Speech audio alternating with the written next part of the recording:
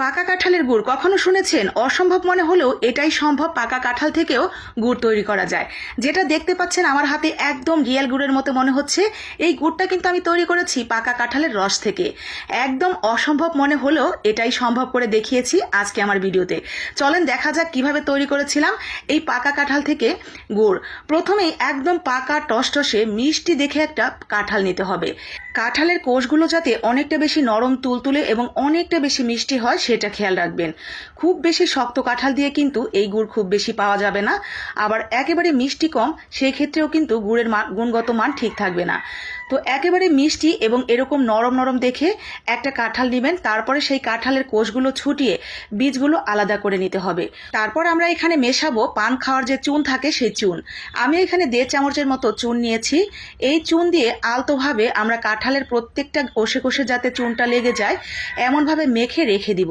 তবে মাখানোর সময় কোষগুলো যাতে অতিরিক্ত গলে কাঁঠালের যে একটা আঠালো রস বের হয় সেটা যাতে বের না হয়ে যায় সেটা খেয়াল রাখতে হবে। আলতোভাবে এভাবেই আমরা চুনটা মেখে দিয়ে 20 থেকে 30 মিনিটের জন্য ঢেকে রেখে দিব। 20 থেকে 30 মিনিট পর দেখেন এটার রসটা কিন্তু অনেকটাই পানি পানি হয়ে যাবে। নর্মালি আমরা কাঁঠাল থেকে যেভাবে রস বের করি সেটা কিন্তু অনেকটা ঘন হয়। সেই ঘন রসটা দিয়ে কিন্তু এই গুড় তৈরি করা যাবে না। সেই রসটা চুলায় দেওয়ার সাথে সাথে পুড়ে যাবে। আর এইভাবে যদি চুন দিয়ে এই প্রসেসিং করে রসটা বের করে নেওয়া হয় তাহলে কিন্তু একদম পিওর টলটলের রসটাই আমরা পেয়ে যাব। তো এইভাবে রসটা বের করে নেব। একটা পাতলা কাপড় দিয়ে আস্তে আস্তে চেপে চেপে অল্প অল্প করে নিয়ে একেবারে নিংড়ে যতটা রস বের করা সম্ভব সবটা রসই বের করবেন। রসের পরিমাণ যতটা বেশি হবে গুড়ের পরিমাণ ততটাই বেশি হবে। তো আমার মোটামুটি 1 বাটি রস হয়েছে। আর এগুলো গরু থাকলে গরুকে দিয়ে দিবেন, নয়তো ফেলেই দিতে হবে। এখন সেই রসটা দিয়ে দিলাম আমরা একটা কড়াইতে দিয়ে কিন্তু কাজ আছে। কড়াইতে দিয়ে আপনাকে অনবরত এখানে দাঁড়িয়েই থাকতে হবে এবং একটা চামচ নিয়ে নেবেন। এই যে উপরে যে গাদগুলো উঠে আসছে আমরা যে চুনটা দিয়েছিলাম সেই চুনের যে গাদ হবে সেটা এবং কাঁঠালের গাদ বের হবে একদম গুড় বানানোর শেষ পর্যন্ত। এই গাদ বের করার কাজটা আপনাকে একদম গুড় বানানোর শেষ পর্যন্ত করে যেতে হবে।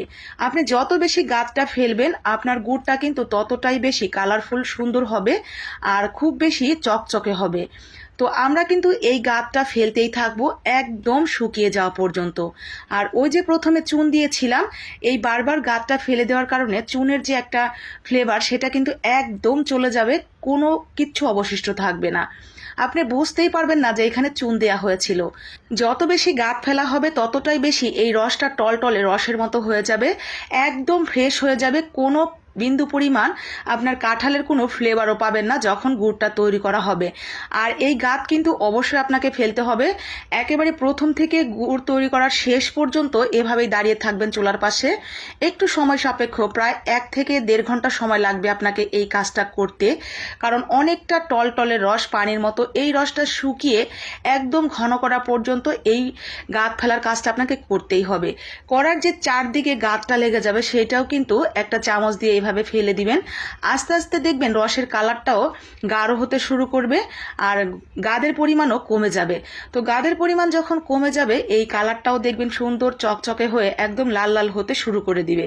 দেখতেই পাচ্ছেন প্রায় 30 থেকে 40 মিনিট জাল করার পরে এরকম হয়ে গেছে।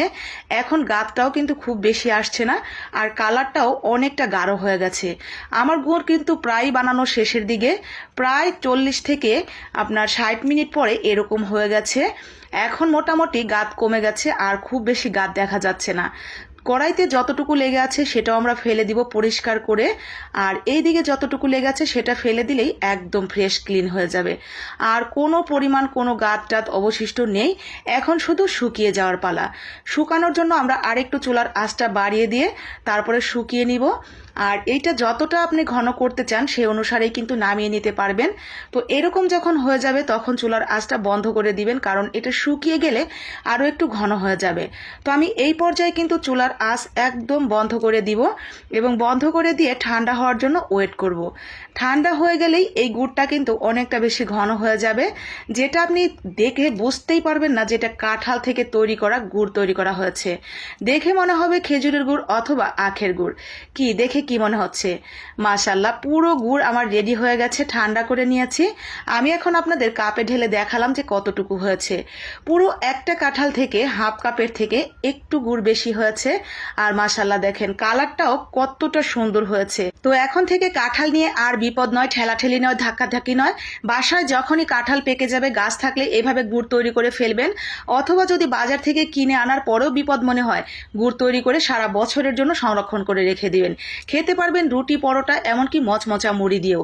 আমার ছেলেকে একটু খেতে দিয়েছিলাম, দেখেন ও কিন্তু খেয়ে বুঝতেই পারছিল না, আর বারবারই বলছিল এটা যে কাঁঠালের তৈরি মা, আমি বুঝতেই পারছি না, মনে হচ্ছে একদম আখের গুড়, খেজুরের গুড় খাচ্ছি।